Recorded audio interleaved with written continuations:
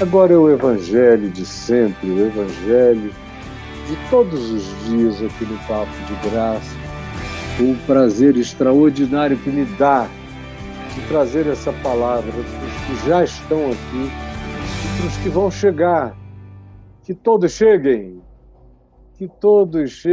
e vamos aproveitar juntos esse tempo transformador para o coração de muita gente. Tem muita gente que pode até pensar em casa, meu Deus, como é que esse cara não cansa de anunciar essas coisas há 50 anos? Olha, se eu viver mais 50, serão essas as coisas principais que eu anunciarei. O resto é detalhe, o resto é circunferência, o resto é comentário. Mas o meu chamado, a minha alegria, é para falar essa palavra da vida, essa palavra que levanta, que põe em pé, que restaura, que salva a mente das angústias e das vontades e desejos de morrer, que alivia a alma dessa sofreguidão angustiosa de quem só respira aflito, respira agonias e não sabe como ficar livre delas, assim como você está. Eu sei que tem muita gente chegando aqui assim, sei dos milhares e milhares que vão assistir até o fim desse dia, e amanhã e depois, e como cada um que chega e que vê e que ouve, é como se estivesse vendo ao vivo, porque a palavra é viva.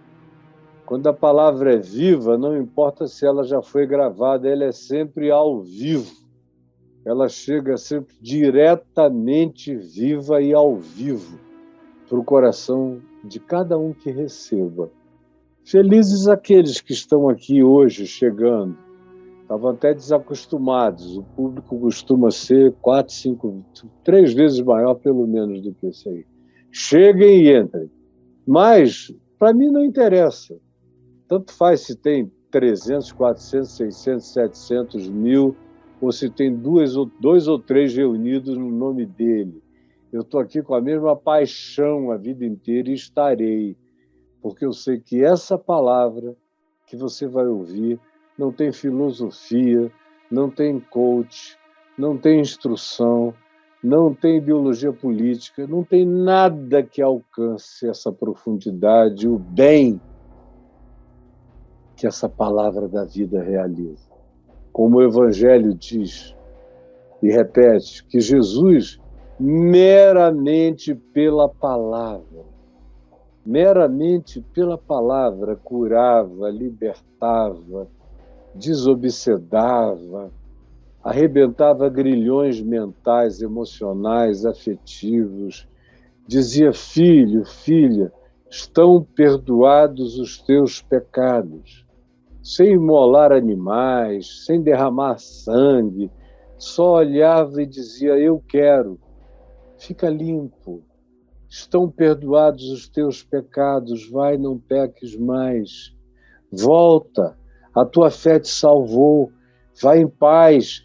É nesse poder, é esta palavra, é com esta convicção, é com esta certeza que eu estou aqui e bem-aventurados os que aproveitam, os que tomam posse pela fé. Quem não toma posse pela fé deveria fazer outra coisa. Está no lugar errado, com o cara errado, sem benefício nenhum para você. E é uma curiosidade boba essa sua de ficar aqui para nada. Só se for porque gosta tão pouco de mim ou me odeia tanto que quer ver onde eu resvalo, de acordo com o seu ponto de vista, o que em mim não diz nada, não afeta em coisa nenhuma. Mas eu estou aqui para quem crê, para quem quer receber, para quem quer o benefício, para quem quer tomar posse, meter a mão, segurar e dizer, eu quero, é meu.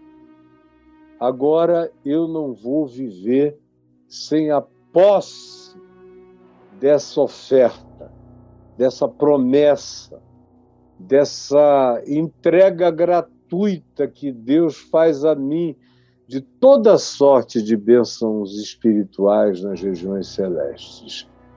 Quem quiser tomar posse, tome agora. E eu tenho para nós aqui esse tema: pau que nasce torto, morre torto. E é uma pergunta, viu, Braulio? Não é uma afirmação peremptória, porque nem todo pau que nasce torto morre torto. Mas, infelizmente, tem uma quantidade enorme de pau que nasce torto e morre torto. É a história da Gabriela Cravo e Canela, que eu nasci assim, vou viver assim, vou morrer assim, sempre torto. E são aquelas pessoas que dão razão às suas tortuosidades, como eu ouço toda hora e vejo toda hora. Aquelas pessoas que dizem, mas eu não posso fazer nada a respeito disso, cara, eu não posso. Eu nasci assim, eu vou morrer assim. Meu pai era assim, minha mãe ficou parecida com meu pai, os meus avós. É uma cultura familiar, a gente é assim.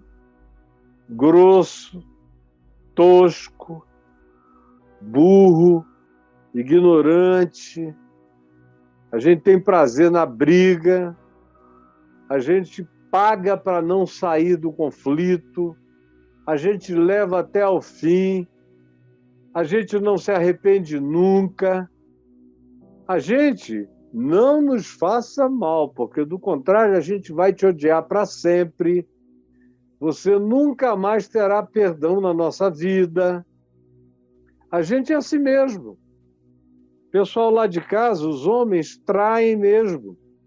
Se a mulher quiser ser mulher da gente, tem que se habituar com traição.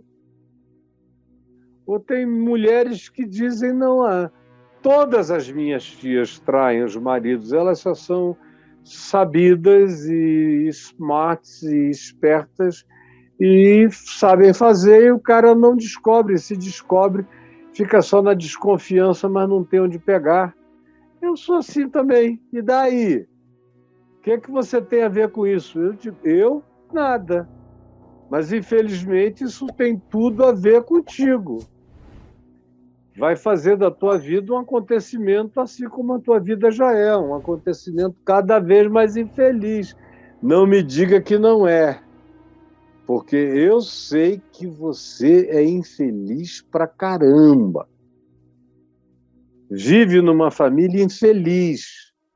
Vocês são tão infelizes que você até creu nessa invenção de quebra de maldição, porque você quer transformar isso e projetar isso para uma culpa mágica de alguma mandinga feita contra vocês e que pegou na família toda. Mentira.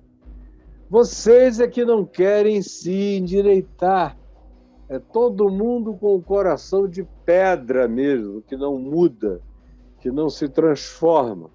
Tem aparência de coração, mas é pedrado. Não é permeável à graça de Deus. Você pode expor com amor, com graça, com lucidez a palavra, o evangelho, do jeito que você queira, mas o coração está fechado, está empedernido. E aí?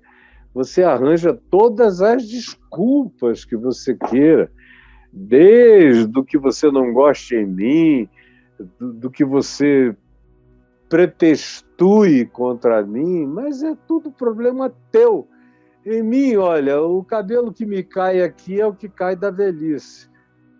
Eu estou ficando velho da velhice. Não tem nada que você faça que me diminua, que me aumente, que me prejudique, que me faça não dormir à noite. Nada. Você não tem nenhum poder sobre mim. Exceto se você fizer contato angustiado, sofrido, triste, infeliz, amargurado, perdido, sem rumo, sem perspectiva, aí me afeta, porque eu me interesso por você. Eu nasci para me interessar por gente, por pessoas. E eu estou numa fase da vida em que eu já nem precisaria. dá tanta importância assim para o que as pessoas sentem de agonia. Eu já fiz 50 anos da minha parte nessa história. Mas enquanto Deus me der vida, saúde, fala, inteligência, mente e energia de comunicação, eu vou estar aqui dizendo que em Jesus você tem uma porta aberta. Você tem saída. Porque Ele nos libertou do império das trevas e tem o poder de nos transportar para o reino do seu amor. Ele é aquele que diz que quem vem a Ele, de maneira alguma Ele o lançará fora. Por outro lado, Ele diz que ninguém pode vir a Ele se o Pai que o enviou não o trouxer. De modo que quando você começa a ter no coração algum desejo de vida com Deus, de aproximação de Deus, saiba e preste atenção. Já é Deus trabalhando em você. Já é a graça de Deus solapando as bases do seu coração de pedra. É a água mole em pedra dura, batendo até que fura. É a insistência do Deus que não desiste de amar. Tem uma mensagem minha antiga, que se transformou em livro, que foi lido por milhões de pessoas nos últimos 40 anos, chamado O Deus que não desiste de amar. Você pode até ouvir essa frase por aí, é uma frase que eu cunhei há 40 anos atrás, ela é acompanhada por livros, mensagem. Se você procurar aí no meu portal caifá.net, O Deus que não desiste de amar, você provavelmente vai achar, como vai achar o livrinho também, que fez um bem para milhões de corações, no curso de décadas e de décadas. Ele continua na validade, é evangelho. O que sai da validade são teorias, são ideologias, são sistemas, filosofias, um monte de coisa. Mas o evangelho, como o apóstolo Pedro repetiu, citando o Velho Testamento e citando também o que Jesus disse, que passará o céu, passará a terra, mas a minha palavra, disse ele, não vai passar. Então, eu não saio da validade jamais. Podem botar base espacial em Marte. Se tiver alguém angustiado lá e ouvir uma mensagem que eu pregue aqui, nem tenha sido 50 anos antes, o mesmo poder consolador e a mesma visitação do Espírito Santo acontecem aqui, em Marte, na Lua ou em Andrômeda. Porque essa palavra não conhece fronteiras nem limites e o Espírito Santo se esparrama em qualquer lugar da terra, do céu. Jesus anunciou o Evangelho no inferno, no Tártaros, em qualquer lugar, e levou cativos que estavam em cativeiro, libertando-os, concedeu dons de graça e de libertação aos homens. Imagina, se ele parou de fazer isso, se não continua tudo na validade. Se não está na validade na sua vida, é só porque você não creu de fato até agora. Você pode até frequentar cultos, igrejas, isso e aquilo, aprender teologia, ser até professor de teologia, mestre ou doutor, e ser uma pessoa sem fé, sem pegada, sem aquela patolada de Deus, sem mística de fé na mente, no coração, sem confiança, sem entrega, sem coragem de se lançar nas mãos de Deus, sem dúvida, sabendo que Ele não mente, não mentirá.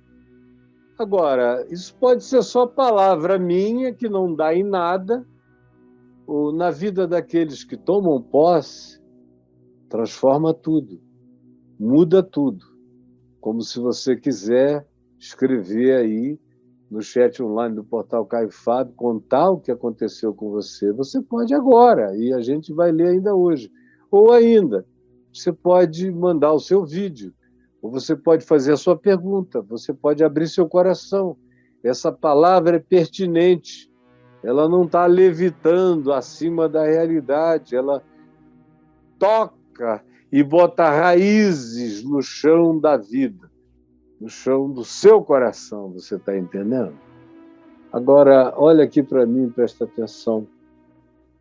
A gente tem aí o Salmo 58, eu quero lê-lo para nós.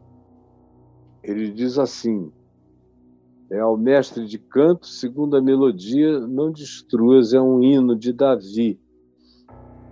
Está assim dito: falais verdadeiramente justiça, ó juízes? É uma pergunta aos juízes daqueles dias, que não eram do STF, nem das câmaras e fóruns, não. Os juízes de Israel eram os sábios de Israel, que eram designados para julgar as causas do povo de Israel. Então, eram pessoas consideradas sensatas, justas e de bom testemunho na sociedade. Esses eram os juízes. E a pergunta que Davi faz é: falais verdadeiramente justiça, ó juízes? Ou vocês dão as serpenteadas de vocês e torcem a justiça? Prossegue: julgais com retidão os filhos dos homens? Porque um juiz que não julga com retidão, conforme a lei e conforme o equilíbrio da lei, que é a sua aplicação própria e justa, se não for assim, esse não é um juiz, é apenas um déspota com poder legal de praticar a injustiça contra os mais fracos, porque em relação aos mais fortes, nada disso acontece. Longe disso, 2 pontos, diz Davi: antes, no íntimo, engendrais iniquidade. O que ele está dizendo, ao invés de vocês julgarem com justiça, com verdade, com retidão, vocês engendram, vocês pensam qual a saída que vocês vão aplicar para agradar mais aqueles a quem vocês querem satisfazer. Antes, no íntimo de vocês, vocês engendram, vocês concebem, vocês criam um feto que se desenvolve. Isso é um engendramento, é a mesma palavra que a gente usa para a produção do gênero no ventre. É o engendrar. No íntimo, vocês engendram maldade, iniquidade, mentira. E distribuís na terra a violência dos julgamentos de vocês, das corrupções de vocês, das predileções de vocês.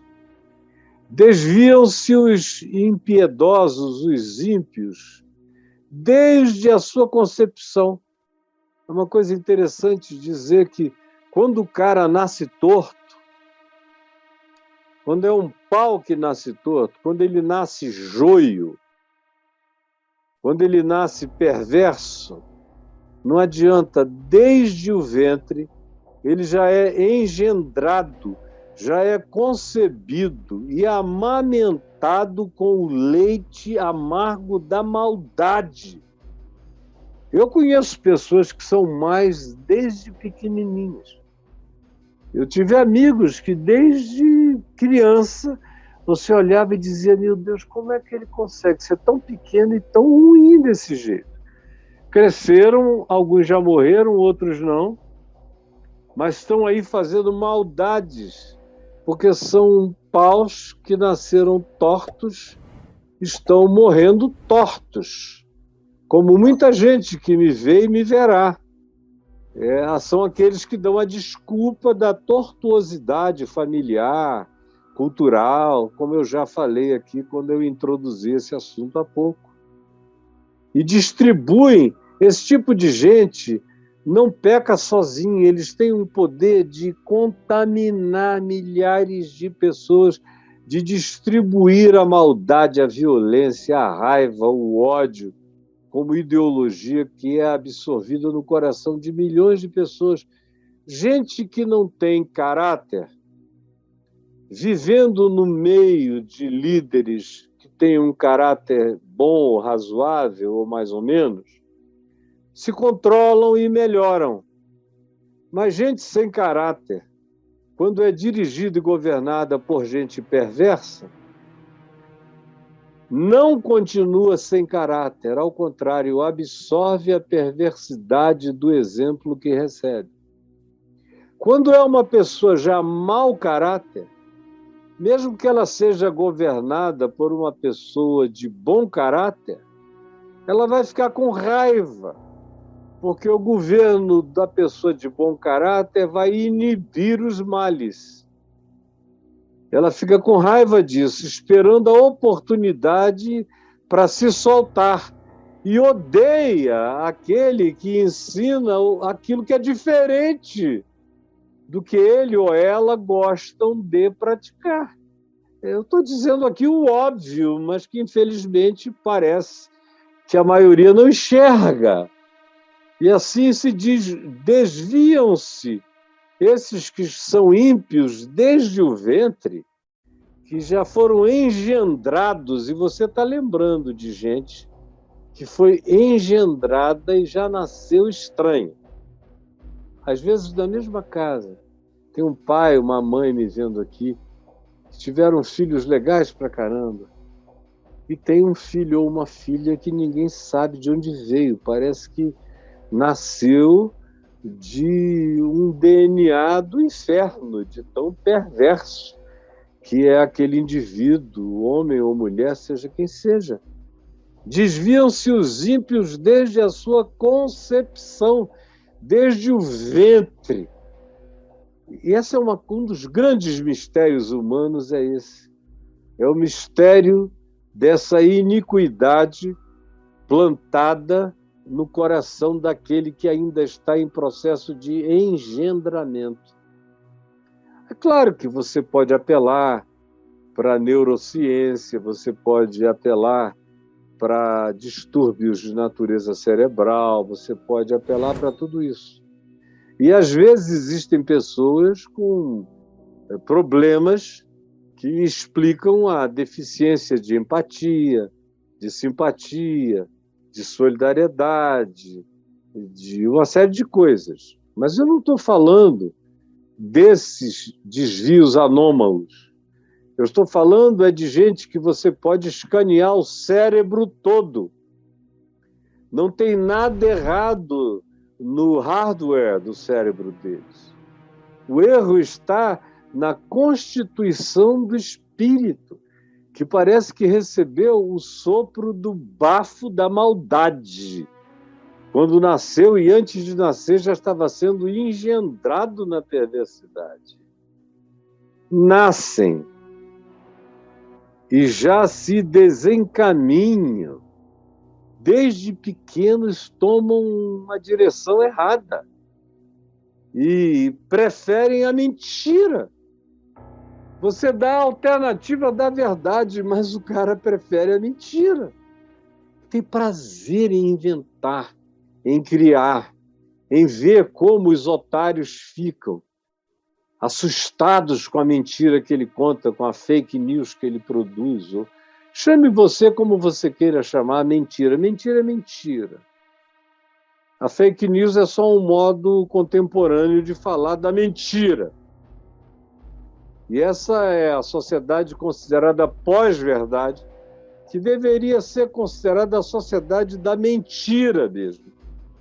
Porque o que mais preocupa aqueles que governam com seriedade é o que se pode fazer de maldade, mentindo. Com mentira você vai à guerra, com mentira você mobiliza povos, com mentira você ganha eleições, com mentira você destrói pessoas, com mentira você faz o ignorante entregar a vida dele a um projeto falso, enquanto ele pensa que está fazendo o seu melhor, mas ele é só um grande ignorante manipulado, desviado por esses que têm prazer em andar desencaminhadamente e em desencaminharem, porque eles proferem a mentira porque preferem a mentira. Eles têm veneno semelhante à peçonha de uma serpente na boca. Onde eles falam, eles deixam veneno. São como a víbora surda que tapa os ouvidos, aquela víbora que não ouve, mas que se assusta e a reação dela é picar. E quando você vê, ela já injetou em você a própria morte. Sim, são como a víbora surda que tapa os ouvidos para não ouvir a voz dos encantadores que poderiam pará-la. Isso era um costume da antiguidade, os encantadores de víboras, que, mesmo elas sendo venenosas, eles tinham uma relação praticamente hipnótica com o encantamento da víbora. Nesse caso, são víboras surdas que não têm encantamento que as pare, elas mordem sempre. Ó Deus, quebra-lhes os dentes na boca. É uma palavra dura de Davi, né? Senhor, tira as presas desses seres peçonhentos. Arranca os dentes peçonhentos dos perversos, Senhor. Os queixais desses que são os predadores dessa geração. Tira-lhe os queixais. Arranca-lhes o poder da mandíbula predatória. Desapareçam como águas que se escoam na terra seca. Ao dispararem flechas, fiquem elas embotadas, não atinjam os seus alvos e não venham carregadas do veneno com o qual eles embeberam as suas pontas. Sejam como a lesma que passa diluindo-se, porque a lesma, à medida em que ela anda, você vê que ela vai deixando aquele líquido, ela está em estado de diluição. Se você jogar um pingo de sal, ela começa a se dissolver. Davi diz que esse povo, que vive deliberadamente para isso, seja como a lesma, que vai se diluindo à medida em que caminha, que passa e se desfaz e se dilui. Ou sejam eles como o aborto da mulher, não vejam nunca a luz do sol. É gente que vem ao mundo para fazer maldade, salva-nos deles. São como espinheiros. Antes que vossas panelas sintam deles o calor, tanto os verdes como os que estão na brasa serão arrebatados como por um redemoinho. O fogo que o espinheiro faz é crepitante, é rápido. O que ele está dizendo é que essas pessoas queimem como espinheiro, que eles não tenham nem a chance do verdor, que eles desapareçam logo, porque o mal que eles fazem no mundo é enorme. Que eles sejam arrebatados, levados como um redemoinho que junta toda a sujeira do lugar e leva, a gente não sabe nem para onde, que sejam assim arrebatados. Alegrar-se-á o justo quando vir a vingança de Deus, porque eu não tenho permissão para me vingar de ninguém, nem para desejar isso, nem para orar por isso. Mas o Senhor disse, a mim me pertence a vingança. Eu retribuirei quando chegar a hora, quando meu pé resvalar e der aquela batidinha de lado, já era. Alegrar-se-á o justo, quando vir a justiça de Deus. Banhará os pés. Aqui se diz algo que o Evangelho não diz mais. No sangue do ímpio, não. Em Jesus, Davi teria aprendido que não é mais assim. Ninguém deseja a vingança, nem deseja pisar no sangue do homem mau, dizendo aqui ele morreu. Não, eu oro pelo meu inimigo. Eu peço a Deus que o converta. Ou peço a Deus que o tire da trajetória da vida, porque ele é um corruptor de almas humanas, é um destruidor de unidades, de uniões, de pacificações, de bondades possíveis. Ele existe para caotizar, para normalizar o absurdo com a sua veemência perversa. Então se dirá, na verdade, existe recompensa para a vida de alguém que escolhe ser justo. Porque tem muita gente hoje em dia olhando em volta e me perguntando, Caio, qual é a recompensa que eu tenho? Qual é a recompensa que eu tenho em cuidar de mim, em tentar viver com verdade, justiça, sinceridade, bondade, solidariedade, se eu vejo os perversões se dando bem? Eu preciso ter a experiência de que existe recompensa para a mulher justa, para o homem justo.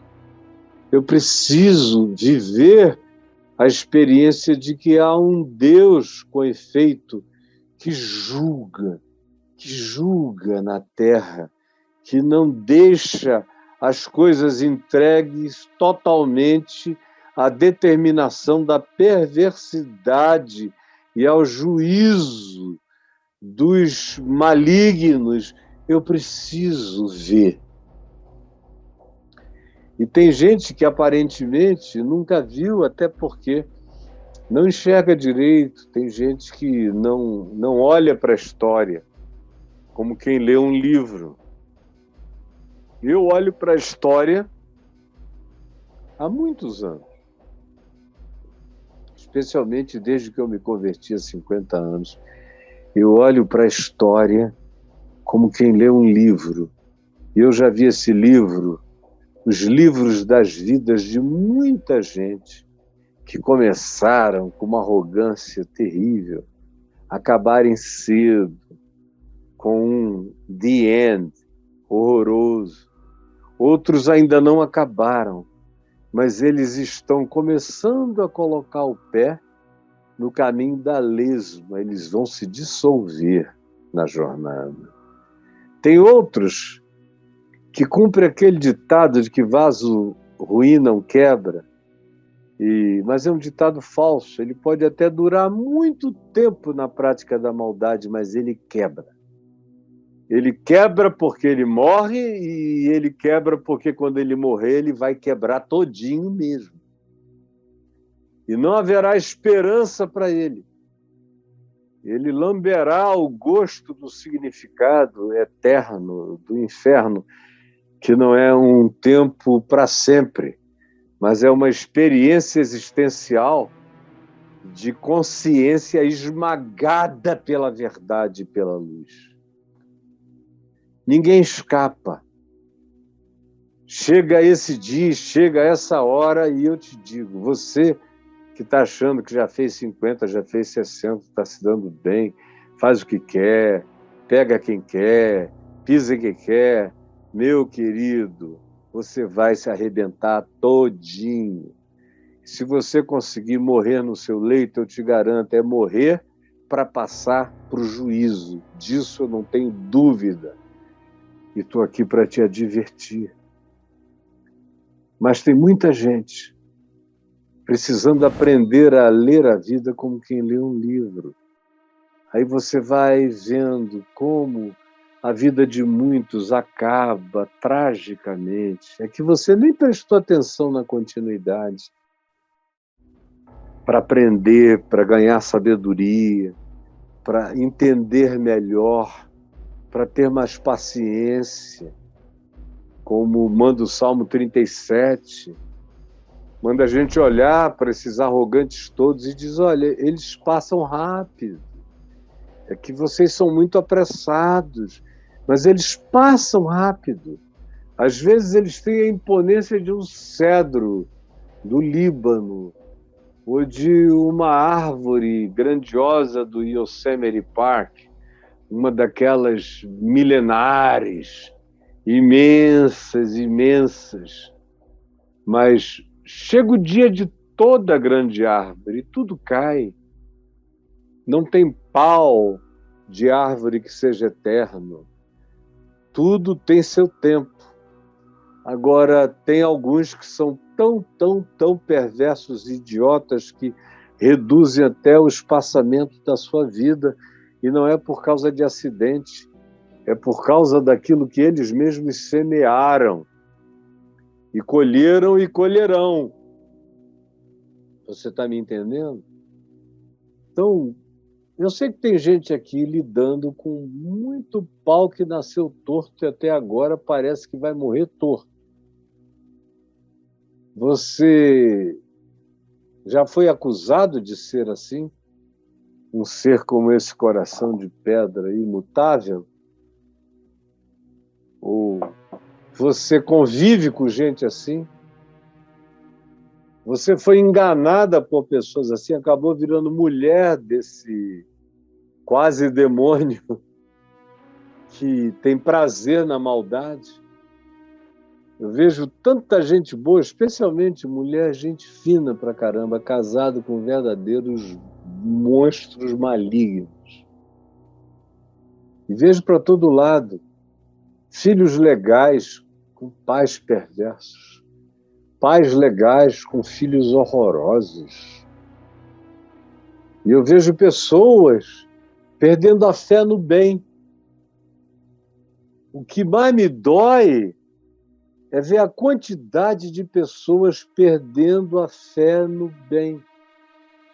Gente que há 40 anos atrás ouvia as mesmas coisas que eu digo agora e cria. Hoje são pessoas que dizem, Caio, pode ser que seja bom para você, para mim eu não creio em nada disso. Pau nasce torto, morre torto, ninguém se converte. Outro dia eu vi uma pessoa queridíssima me dizendo, eu não creio mais na mudança de ninguém. Pode ser que o cara mude pequeninos detalhes de conveniência, mas de caráter e de personalidade, eu não creio na conversão, na mudança de mais ninguém. É por isso que, por exemplo, quando eu comecei a pregar o Evangelho há meio século atrás, todo crente cria que bandido existia para se converter. É por isso que as igrejas iam para os presídios, todo sábado e domingo era uma quantidade enorme de pregações, e eu mesmo batizei quantos presos, dediquei um pedaço expressivo do meu tempo e da minha vida pregando para os irredimíveis, tanto presos quanto fora. Por quê?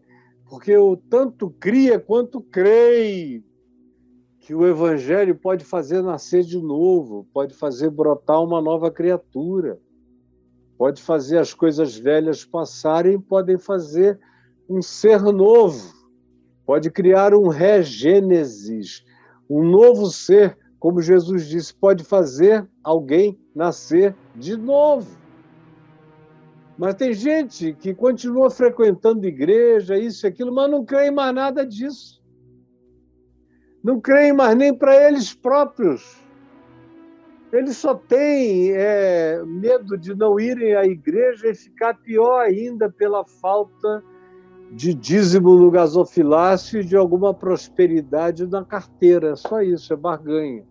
Mas não é mais esperança de nada, não tem transcendência de vida eterna, não tem nada a não ser uma fezinha que possa amenizar as dificuldades, especialmente as financeiras.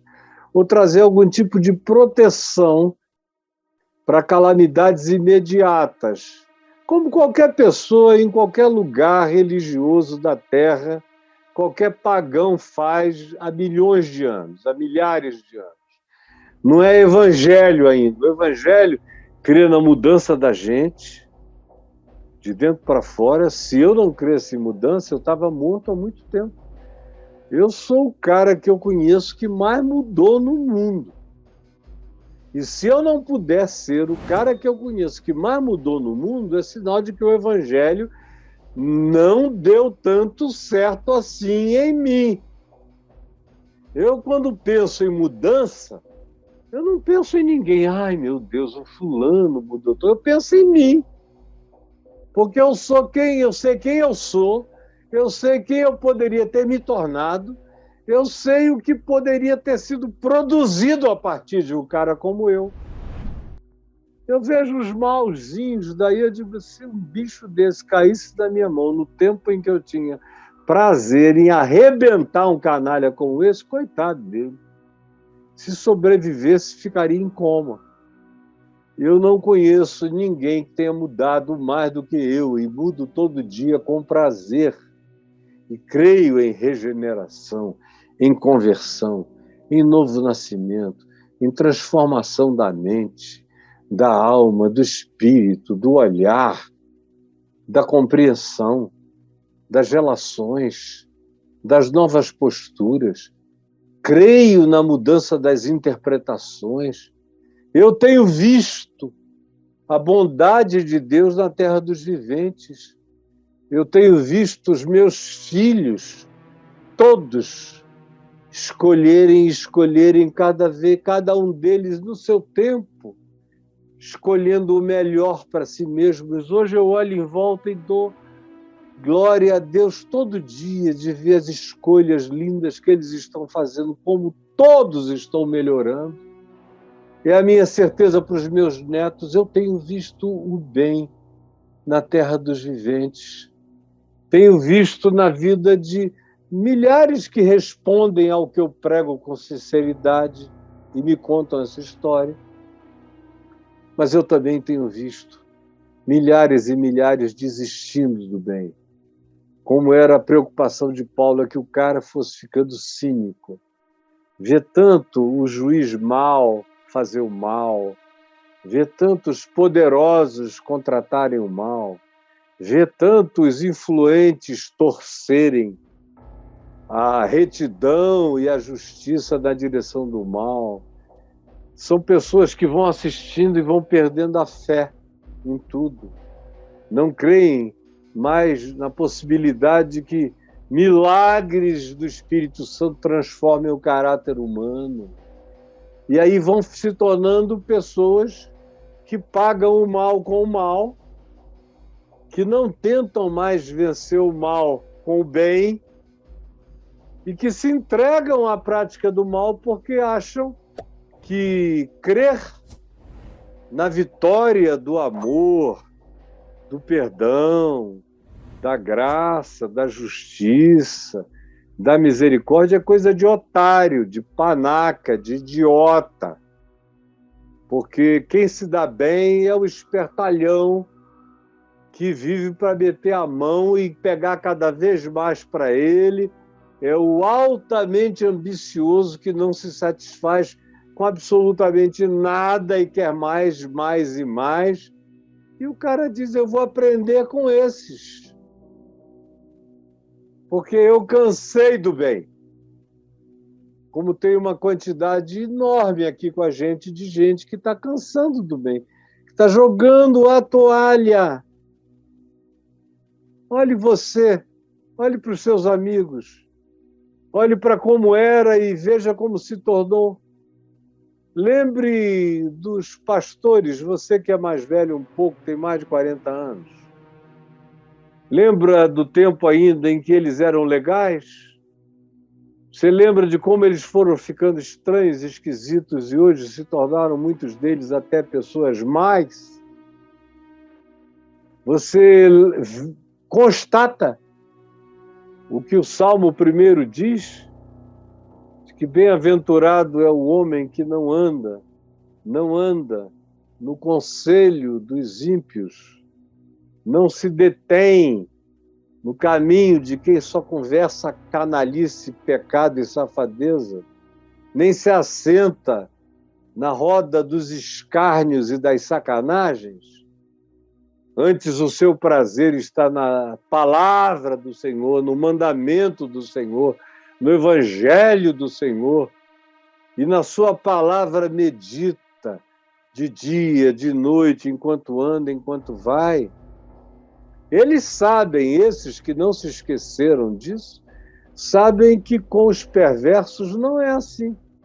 Por outro lado, eles também sabem que eles são como a palha, que a tempestade da vida vai dispersar. Você vai procurar daqui a um tempo e não vai achar. Mas eu estarei aqui, com a minha idiotice, com a minha fraqueza, pregando essa bondadezinha do Evangelho, essa transformação.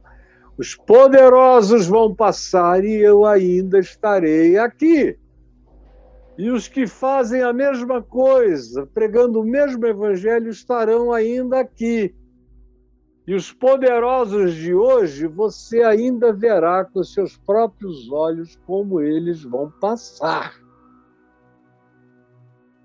Mas aquele que não cansa da prática do bem, esse permanece, como diz o Salmo 1, ele se transforma numa espécie de árvore plantada junto de um ribeiro de águas, que bebe água com fartura de dia e de noite, em todas as estações, não seca nunca. Assim, a vida desses, cuja existência se plantou junto ao rio do Evangelho, ao rio do Espírito Santo, ao rio da palavra, ao rio da graça, ao rio do amor, ao rio da água da vida, ao rio da Nova Jerusalém, que eu peço todo dia, que venha para o meu coração e para a terra, assim como é realidade tal coisa no céu. Todo dia eu peço que as utopias divinas vençam as distopias humanas, a começar de mim, do meu coração. Não canse da prática do bem, porque isso pode ser desastroso, destruidor para você. Se você tem amigos, amigas que estão cansando disso, aqui embaixo tem essa setinha de compartilhar. A coisa mais fácil que tem é você mandar para um amigo, ele não vai ficar ofendido. Você só diz, olha, fulano, é só porque a gente já conversou, eu sei que você está de saco cheio. Você já me disse que está perdendo a fé em tudo, porque só vê maldade. E quando o pessoal olha em volta, especialmente vê os líderes, os sacerdotes, os padres, os pastores, os bispos, os que se arrogam a serem esses representantes autorizados de Deus na Terra, fazendo as maiores satanices e diabolices e satanagens que a gente pode conceber, fazendo isso em nome de Deus, o cara que está ali na pureza dele vai cansando, vai desistindo, vai dizendo, chega. Por que eu vou ser puro se os que me lideram são todos os filhos da... Por quê? Por que vai sobrar para mim? Enquanto ele mantém aquela pureza limpa no coração, ele vai adiante, mas chega uma hora que ele não aguenta mais. E a maioria está chegando num ponto de desistência do bem. Desistência do bem. Minha filha, meu filho, meu querido, minha querida, pelo amor de Deus, me ouça como quem ouve a palavra de Jesus, porque o que eu estou te dizendo é o que Jesus disse, é o que Paulo disse, é o que os profetas disseram, é o que aqueles que andaram com Deus e têm galardão nas regiões celestes em Cristo Jesus e na eternidade, viveram, praticaram e ensinaram. Não desista desse bem por nada. Agora saiba, é sutil. Às vezes o cara pensa que se entregou a uma causa do bem, aí fica só denunciando os outros em nome da justiça. Quando ele menos percebe, ele já está cheio de ódio, ele não tem mais mensagem nenhuma, não consegue mais nem pensar nem pregar o que eu estou dizendo. Quando diz alguma coisa é raiva, é condenação. Tem muita condenação em volta. Se eu fosse falar em condenação, eu não pararia de falar. Mas eu estou aqui, sobretudo, para não permitir você cair na descrença do cinismo, da maldade, o que vai destruir a fé de muitos e já está destruindo, como Jesus disse. Porventura, quando o Filho do Homem voltar, ele encontrará fé na terra? Infelizmente, a resposta a essa pergunta, que é uma pergunta de natureza retórica, é não. E ele não está falando daqueles que estão longe de religião cristã judaica, não, ele está falando sobretudo desses que é um irmão traindo outro irmão, um da mesma fé traindo o outro, como Mateus 24 diz, é um escândalo entre pessoas que deveriam se amar e que passam a se odiar. É como Paulo diz na segunda epístola a Timóteo, no capítulo 3, do verso 1 ao verso 8, falando para crentes, para bispos que viraram bichos. É para esses que Jesus está falando. Quando o Filho do Homem voltar, encontrará fé na terra? Porque, claro, que ele não esperava que na terra houvesse fé nele. Ele está falando aqui justamente daqueles que deveriam ser os que tivessem fé nele. E na redenção que vem dele, já não sobraria nada, fé alguma. Será que não dá para você perceber o óbvio? Eu vou parar por aqui, pedindo que você escreva no portal caifado.net a sua pergunta. Jesus, que essa palavra simples, que qualquer criança entendeu, que eu faço dia a dia questão de que seja mais simples, para não deixar desculpas no coração de ninguém, de modo que o acadêmico pode entender, só não entende se por causa da sua arrogante presunção disser que porque eu não citei vários filósofos, ele não me leva a sério. Mas se quiser me levar a sério, eu só falei sabedoria. E eu te dou graças, porque o que habita o meu coração é a loucura de Deus, que é mais sábia do que a sabedoria dos homens. De modo que é simples, para que não haja desculpas para ninguém. Eu te imploro que seja assim. Em nome de Jesus. Amém. E amém.